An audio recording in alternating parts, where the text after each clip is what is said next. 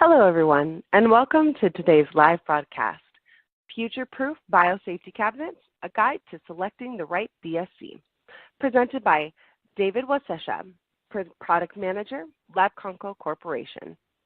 I am Alexis Krause of LabRoots, and I will be your moderator for today's event. Today's educational web seminar is brought to you by LabRoots and sponsored by Labconco. For more information on our sponsor, please visit labconco.com. Now, let's get started. Before we begin, I would like to remind everyone that this event is interactive. We encourage you to participate by submitting as many questions as you want at any time you want during the presentation. To do so, simply type them into the Ask a Question box and click on the Send button. We'll answer as many questions as we have time for at the end of the presentation. Also, please notice that you will be viewing the presentation in the slide window. To enlarge the window, click on the arrows at the top right-hand corner of the slide window. If you have trouble seeing or hearing the presentation, click on the Support tab found at the top right of the presentation window, or report your problem by clicking on the Answer a Question box located on the far left of your screen. This presentation is educational and thus offers continuing education credits. Please click on the Continuing Education Credits tab located at the top right of the presentation window and follow the process to obtain your credits. I'd like to now introduce our presenter, David Wasescha. David is the Product Manager for Biosafety Cabinets at Labconco Corporation, Kansas City, Missouri, and holds a degree in microbiology from the University of Kansas. He is a member of American Biological Safety Association International, the Controlled Environment Testing Association, and is involved with the NSF and ANSI Standard 49 Joint Committee. David joined Labconco in 2015. David, you may now begin your presentation. Thanks, and good morning, everyone. I'm going to talk today about a couple of different biosafety cabinet types. Some you may be familiar with and some that are a little bit newer to the Class 2 grouping. And the overall intent is to help you understand the biosafety cabinet functionalities of each type and ultimately get a better understanding for future-proofing your biosafety cabinets for your laboratory. First off, just a quick review. So we'll talk about the Class 2 types. We'll talk about what they provide for you as a user or a lab manager, how they typically function when there's an alarm, and then we'll also discuss some of the functionalities associated with the Type C1 cabinet, which is a newer type of BSC, most recently introduced by Labconco through NSF 49. So jumping right in, the first and most common type of Class 2 biosafety cabinet is a Type A2. So this BSC is similar to, you may have heard of a tissue culture BSC or a laminar flow hood in your lab. Oftentimes that's going to be a Type A2. And what it provides is it provides protection for yourself, so airflow going away from you into the BSC, and it also provides protection for samples that you would be working with inside the BSC. So a sterile environment to cleanly grow a cell culture line or operate with something that needs to be kept clean. When the air is pulled through the BSC, it's going to be exhausted predominantly back through HEPA filters into the BSC, which provides a sterile environment, but some of that air will go back out to the laboratory. So typically these are not connected to ductwork. Now, because of the recirculation of the air back into the lab and back into the BSC, typically these are cabinets that are intended for use with non-hazardous materials, so no chemical vapors or, if any, very, very, very minute amounts because they're going to be recirculated back into the laboratory environment. If we look at the airflow within that A2, you'll notice that this is a forward-looking or a user position view of that work area. You'll notice that it's all a light blue color. And for the sake of this presentation, all of the areas where the air is, or the work surface is light blue indicate areas where chemicals must be used in extremely minute forms, if at all. Of course, there are some times where you have to use some sort of smelly sample perhaps, or a light amount of chemical, and as a way to mitigate some of that recirculation, you can utilize what's called a canopy connection. This is an NSF-approved design, and it mounts on top of a BSC and allows you to exhaust air that would normally be going back into the room into ductwork so that it can be removed from the building. Note that still on an A2 design, you have recirculation of air back into the biosafety cabinet, so the use of chemicals is still something that needs to be limited to low amounts, because you can end up with the concentration of chemicals back into that chamber where you're working that may reach an explosive limit. So at some point in time, there was an amount of biological research being performed in biosafety cabinets that crossed a threshold where we realized that there was a need for a greater amount of chemical protection. So about 35 years ago, a new type of biosafety cabinet called a Class 2 Type B was introduced into the NSF 49 standard, which governs how BSCs should be designed and perform. The goal of the Type B cabinet was to address chemical usage that was of a level that was not safe within an A2 type cabinet or an A1. So you'll notice a couple of different design components here, and you'll see that some of the air in this cross-sectional view is actually going back out to the back of the BSC and it being exhausted without returning back into the biosafety cabinet. If we look at how this is represented from a user standpoint, we see a design that looks more like a little bit of a mix between an A2 and a new type of cabinet. Of course, that's the B in this case. And you'll notice that there is an area of the biosafety cabinet towards the back that is red. What the red indicates is an area where it's safe to work with chemical hazards. Now, this is a Type B1 cabinet. In Type Bs, you'll notice there's also a color of purple. And essentially what that is in this case is an area where blue non-chemical vapor usage area towards the front crosses and mixes with the area where it's acceptable to work with hazardous chemicals. It's an uncertain area because this is defined by a smoke split line that moves depending on how a HEPA filter loads. So from a user's perspective, it's only safe to work in the back of a Type B1 cabinet when you're working with hazardous chemicals, when you need that to be exhausted to the outside. And because of that, there are a couple of problems when it comes to user operation. First off, this is a line that is invisible to operators. So while it's nice and defined in this image, in real life it just looks like a stainless steel work surface that's silver and doesn't really indicate where it's safe to work with chemicals or not. Other thing is on a B1 cabinet, you're forced to work at the very back of the BSC. What that means is that you have to stretch your arms out during the entire time you're working with hazardous chemicals. And also, more importantly, the location where you're working in the cabinet requires you to put your arms all the way into the sterile working area of a biosafety cabinet. It means that you potentially may introduce excess contaminants to your BSC if your arms are not cleaned and disinfected and protected. And it also means that you may incorporate some of the hazardous bacteria or chemicals that you're working with onto your arms, which can be difficult to remove and disinfect from yourself when you move to leave the BSC when done with your work.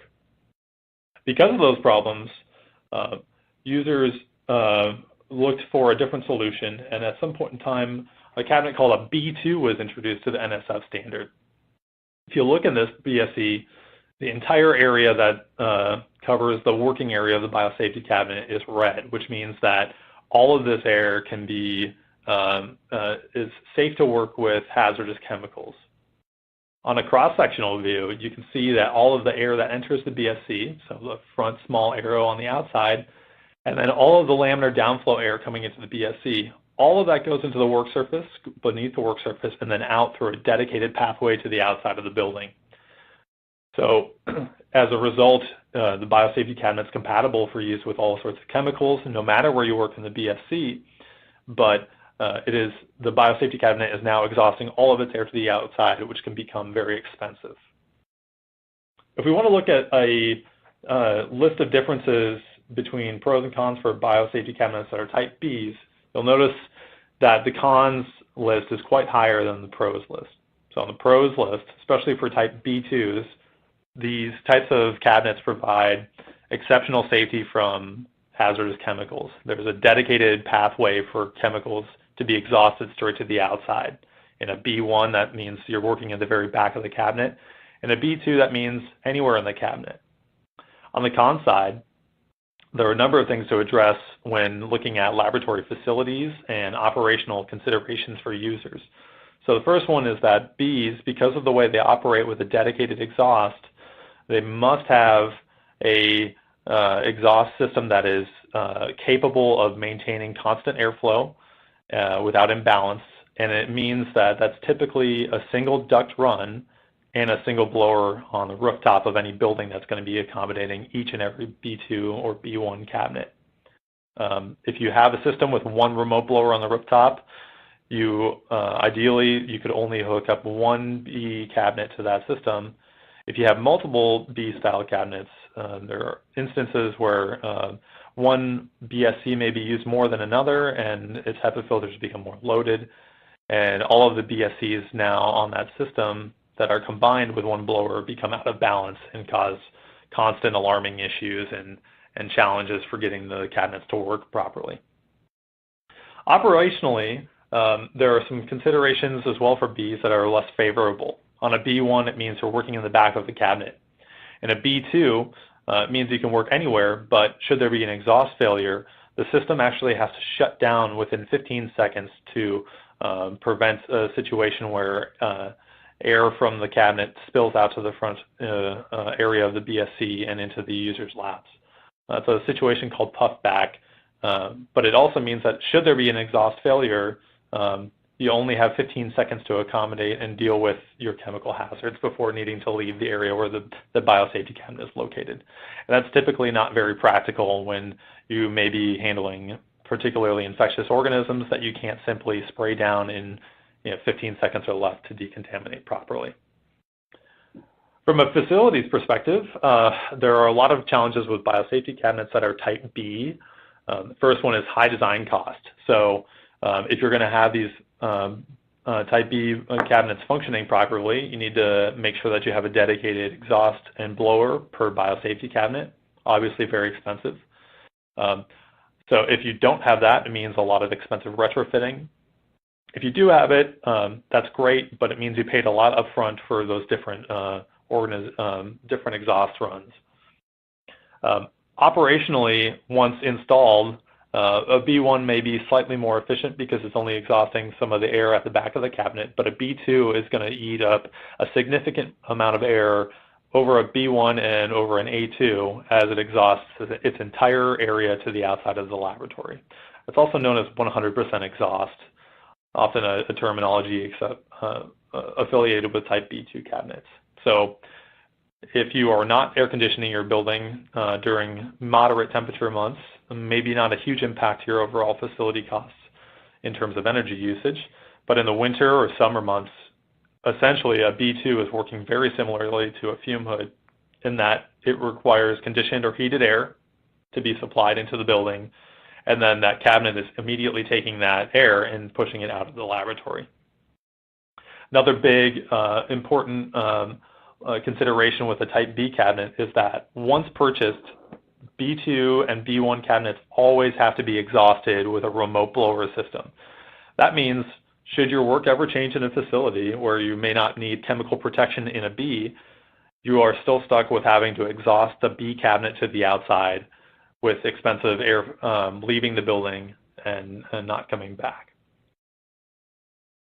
There are a couple of ways to mitigate some of the problems with these. For instance, if you don't need a full B chemical protection, you may be okay with using an A that's a canopy to the outside. Type A's are okay for limited use, and if your work warrants that, a type A may be suitable. But there are instances where you simply need the protection from a B, and perhaps you can't work with all of the cons associated with a type B cabinet. So there's a newer type of BSC that exists, and it's called a type C1 BSC. This is a NSF-listed BSC within the last few years. And it looks at issues associated with A's, perhaps not being able to use chemicals of high explosive limits, and B's that have both operational and facilities requirements that can be challenging for users. So it looks at both of those A and B shortcomings and addresses them through a number of different ways. So type C1 offers flexibility in terms of how it can perform. So it can operate as an A BSC that recirculates some of its air, or it can operate in a B mode where it's exhausting some of its air straight to the outside. It's a flexible choice that a facility manager can make on how this BSC should perform as projects change. When ducted, it's going to exhaust just a smaller period or portion of air from the center of the work surface, which means that it's going to significantly reduce its overall building demand for the HVAC performance in terms of cubic feet per minute leaving the building. So what that means is that you can have less supply air, which is a cheaper facility design improvement. Or if you have a building that has limited airflow capacity, you're already maxing out all of your air in your building. This provides a little amount of additional air required to exhaust when compared to a type B cabinet or a type B2 cabinet. So because it's reducing the amount of volume of air leaving the BSC out through the system and the building, it means that it's going to be significantly cheaper to run once installed. And it also means that it's going to be more green over the lifetime of the BSC. Because it has an internal exhaust blower as well, which is similar to an A-type cabinet that has a blower exhausting some of its air, it doesn't require a B-type cabinet requirement where there's got to be a single duct run and an exhaust blower per cabinet. So type C1s can replace a fume hood, they can replace a type B cabinet, they can replace an exhausted type A cabinet. They're very flexible in the way they can be installed into a facility. So if you're thinking to yourself, wow, my building is very old and I know I have limited capacity with my airflow, a C1 would work. If I'm building a new type B cabinet or a new building and I'm looking at type B cabinets, but I'm concerned about the total air that's going to be exhausting out of the building, a type C1 would be a suitable replacement. Because a type C1 can be used for multiple purposes, so exhausted or just recirculating, it also makes the process of selecting a BSC for the future fairly simple. If you are unsure of whether or not your BSC needs to accommodate hazardous chemicals, or if it's just going to be used for tissue culture, that's a difficult question to answer until you have the type of work that warrants one or the other type of BSC. With a type C1, you don't have to make that decision when purchasing the BSC. So in 7 years when your work changes, or perhaps you're a contract facility and you have a different experiment every 2 weeks, a type C1 biosafety cabinet allows you to accommodate all of those different types of work that may come through a facility in the course of its life as a usable laboratory. So we're going to look at just a quick video that shows some of the features of a type C1 and helps explain how it functions as a flexible BSC.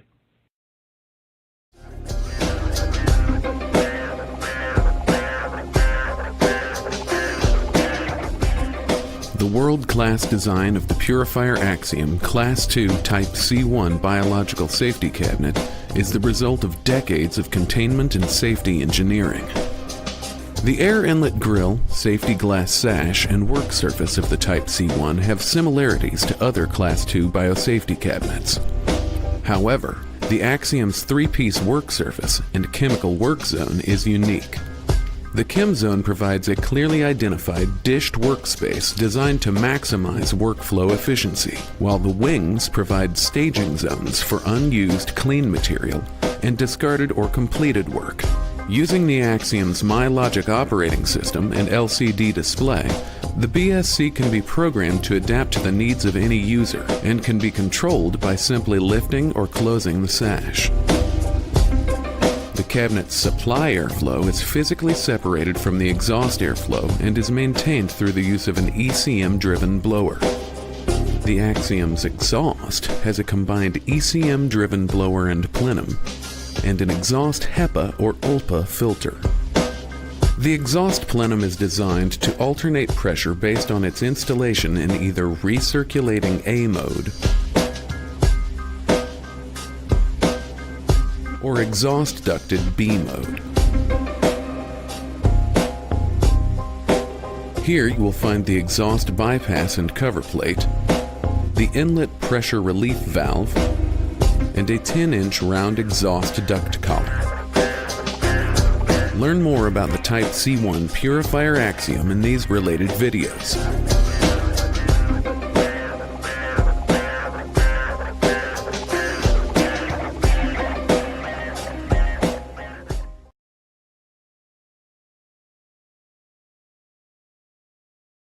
Okay, so if you were watching the video, and you'll notice a couple of key things which we'll address about the work surface in the next slide. But first, most important thing is there is a segmented work surface that defines the work area. So it helps users when they're working to outline an area where they can work with safe chemicals in that center area. It also helps segment workflow. So for those of you who are microbiologists and know that you typically work left to right or right to left from clean to dirty, the defined areas of the Type C1 help users automatically do that by showing an area where they can keep consumables, showing an area where they can work, and showing an area where they can put their waste. You'll see in this cross section, so there's air coming in through the top blower and then going down, and then recirculating back into the BSC, and with some of that air going back to the exhaust. So that's the areas are defined by where you're working within the BSC, whether you're working in that central area or working on the outside. So if we look at the areas of the BSC where it's safe to work with hazardous chemistry, you'll notice the same colors are appearing here like we've covered in the A2 and B1 and B2 models. On the left and right side, when this is an exhausted mode, those are the areas where it's safe to work with just regular consumables and things that are not generating a hazardous chemistry vapors of some kind.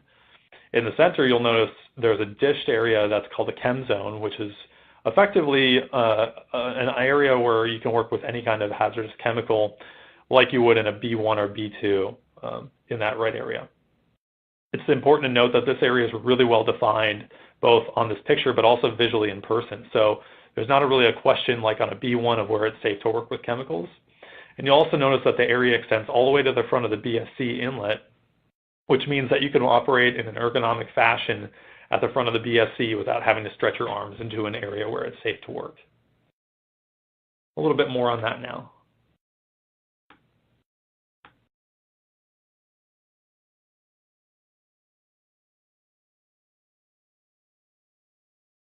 The Purifier Axiom Class II Biosafety Cabinet's three-piece work surface looks different than any other Class II BSC. The Chem Zone, aptly named for its ability to handle microbiological applications involving chemistry, is a direct exhaust work center.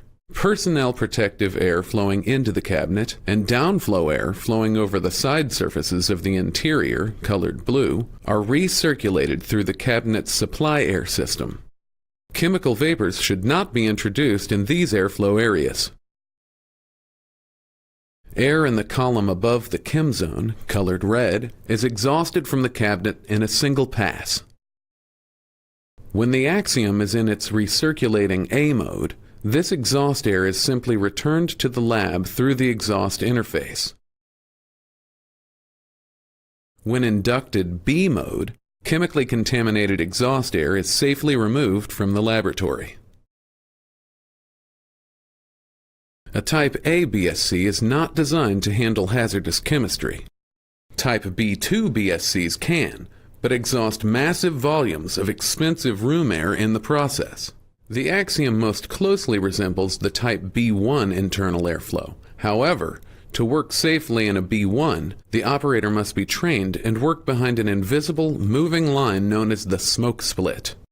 The Axiom Type C1 is the only cabinet that reduces energy consumption while containing chemicals and is safer and easier to use because it does not use a smoke split. All right, so if we look at a cross-section that highlights the areas where it's safe to work with chemicals, You'll notice the red path is translated all the way from the work surface through the back of the BSC and out through the top. So that's just another representation of the definitive line of the work surface where you're working with in that central chem zone and where that air is going when in exhausted mode.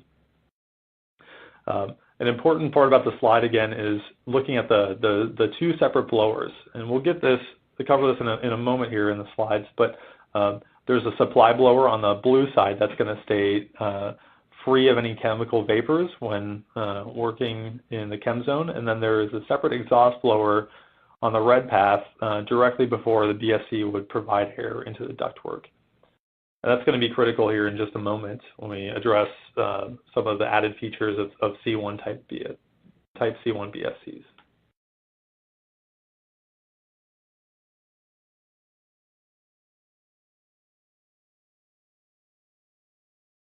The concept of the Type C1 biosafety cabinet presented new challenges in airflow design and coordination, a design that revolutionizes laboratory and operator safety and improves workflow performance. Operator safety is maintained by negative pressure airflow into the cabinet, drawn below the work surface into the air inlet grill. This air mixes with downflow air at the wings of the cabinet and is drawn into the cabinet's air supply and pushed back down through the supply HEPA filter. Downflow air provides clean, laminar air that bathes the sterile work zones. Above the working area, the air is positively pressurized and is measured as downflow by the certifier to meet NSF ANSI Standard 49 requirements. Air at working height should be considered contaminated by the work being performed and is now drawn under the work surface by negative pressure.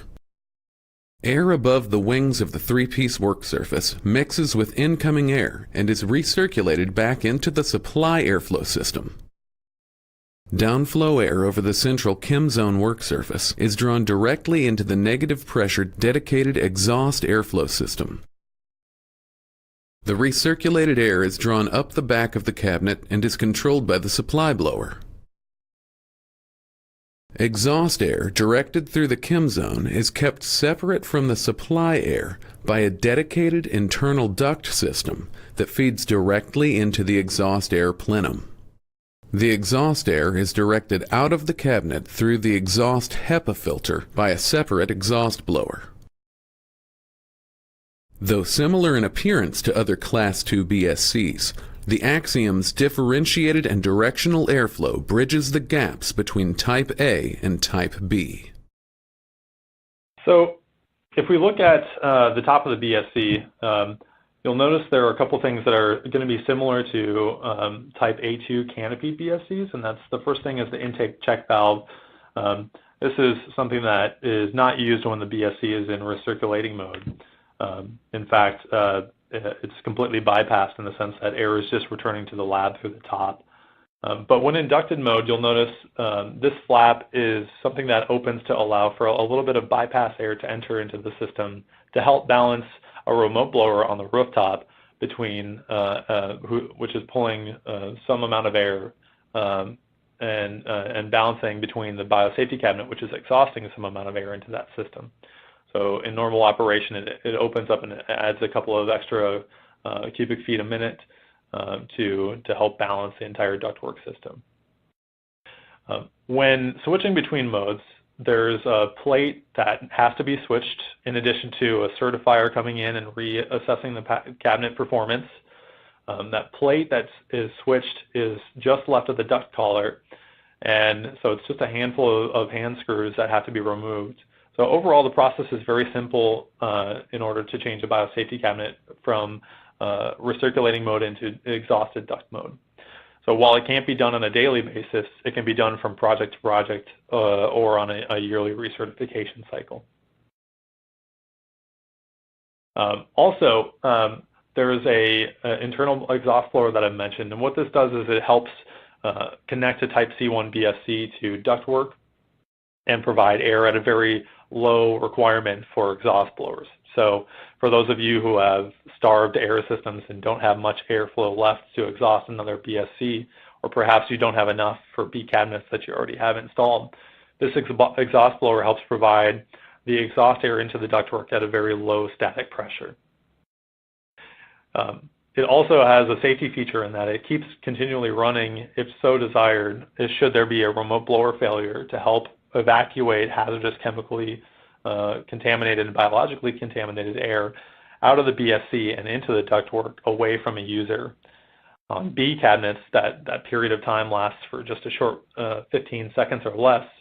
On an Axiom type C1, that can be a period of up to 5 minutes, which allows ample time to decontaminate the biosafety cabinet and clean up any hazardous chemicals and other products, and then leave the biosafety cabinet.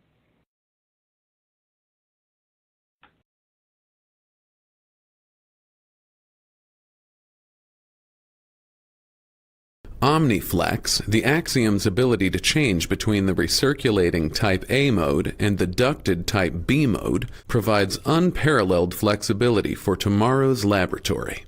During use, the air above the ChemZone work surface is directed to the BSC's exhaust interface, where it leaves the cabinet. In A mode, it leaves through the exhaust collar and bypass opening. However, if hazardous chemistry or odorous work is being performed in the cabinet should be installed in type B mode. In B mode, all of the exhaust air is removed from the laboratory. To convert the Axiom to type B mode, follow 4 simple steps. 1. Connect the cabinet to ductwork. 2. Move the plate from the right side of the exhaust collar to cover the bypass opening on the left side. 3. Select the Axiom's B mode program to indicate that the BSC is connected to an exhaust system. Lastly, have your certifier validate the cabinet's airflow, HEPA filter, and alarm operations. Once completed, the Axiom Class II BSC and mechanical system are paired to provide biological and chemical safety. The Axiom also allows the lab to select from 2 operational sash heights. This setting can be changed when needed through the MyLogic operating system. No physical alterations are required. This is flexibility that no other cabinet type can offer. Learn more about the Type C1 Purifier Axiom in these related videos.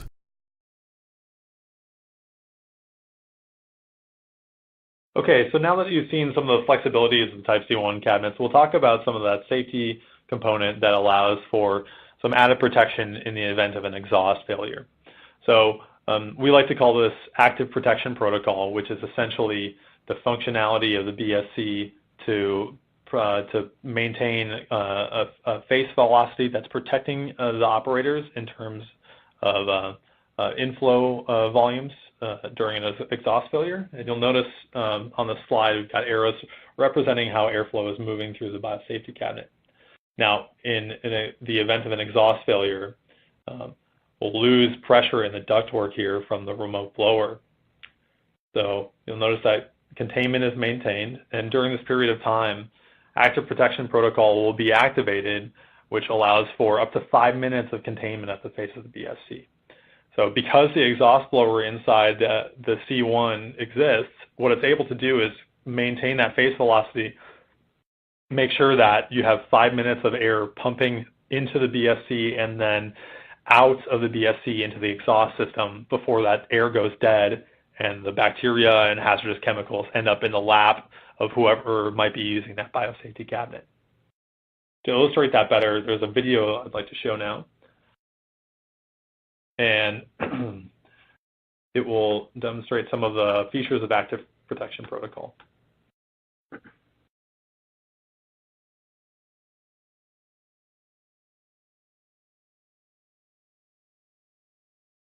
The Axiom is the safest Class II biosafety cabinet available.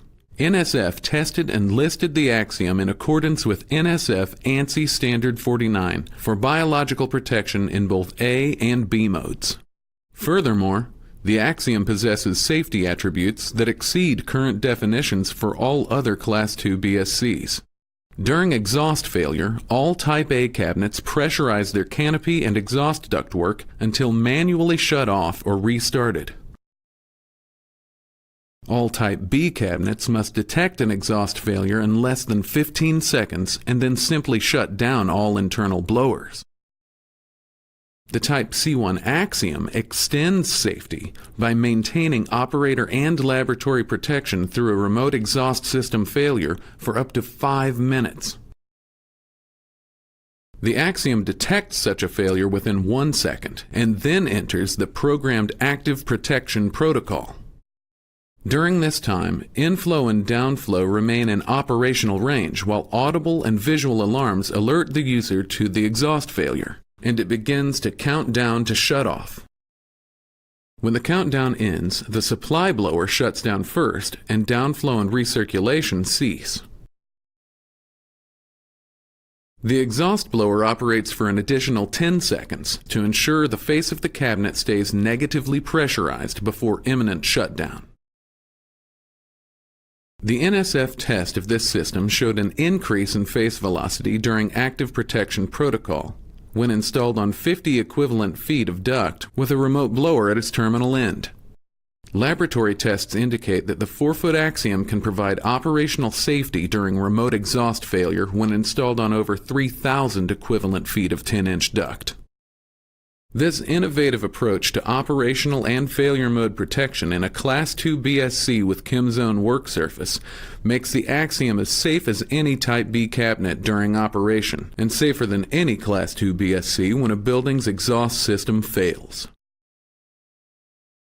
Learn more about the Type C1 purifier Axiom in these related videos. So you'll notice as a result of active protection protocol, you're able to maintain significant amount of safety over a Type A or B cabinet. So an A cabinet will be able to run and maintain its operational containment characteristics, but with the negative caveat of pumping hazardous chemicals into the area where you might be sitting. When it comes to B cabinets, you essentially have 15 seconds and then the cabinet dies, and all of the things that you're working with are now sitting in your lap, contaminating yourself and those around you.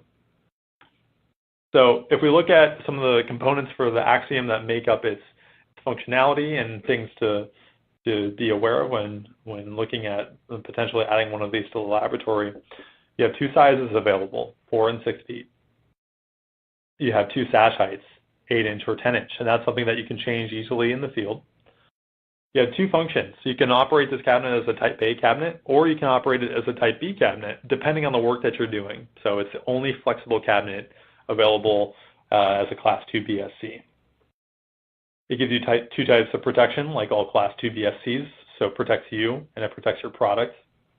It also gives you 2 types of hazard protection. Because there are HEPA filters, there are particulate prevention from escaping back into the room for any of your bacteria or viruses or other particulate matter. And when functioning in B mode, it also operates as a vapor protection biosafety cabinet by exhausting air to the outside of the building.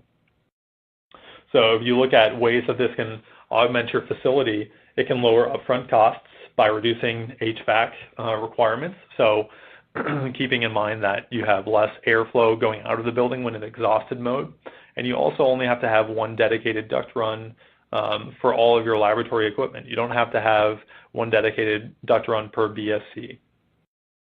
You can also avoid costly changes. So if you've built a facility already and you only have that 1 platform with 1 blower, you don't have to come in and do surgery on the building, adding $40,000 worth of ductwork just to accommodate a Type B cabinet.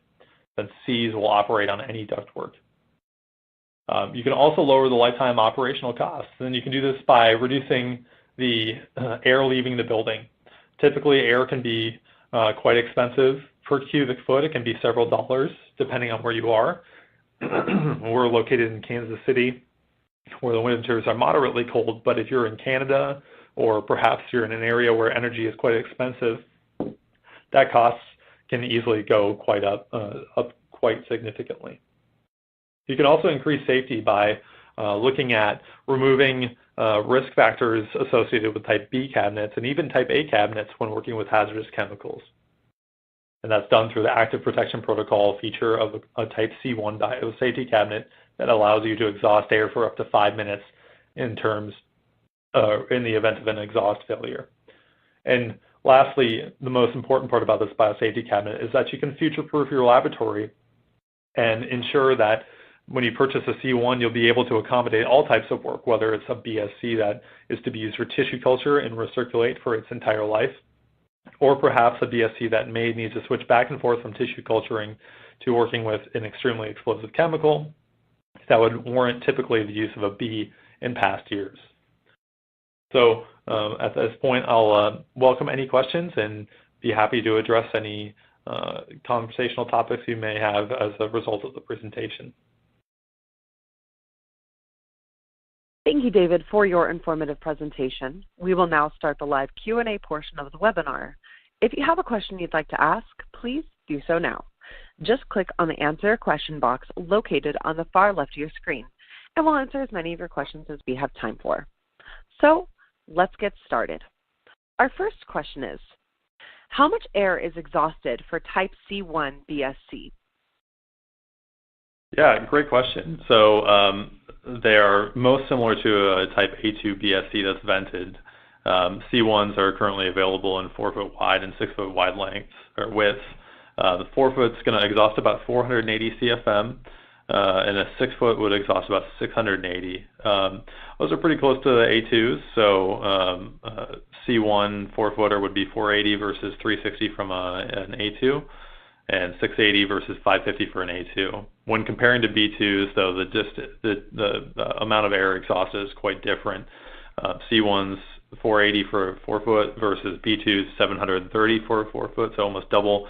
And the same is true for a 6-foot as well, where you're exhausting almost 1,200 CFM at a B2 and only 680 with a C1. So we're in the process of building a new laboratory that will carry out many different types of experiments. We have planned to buy B2 BSCs. Could a type C1 be used instead of a B2? Yeah, another good question. Certainly, yeah. And in fact, it probably would be favored alone for energy savings associated with the B2. So if a B2 is on and running, it's always going to be exhausting 100% of its air.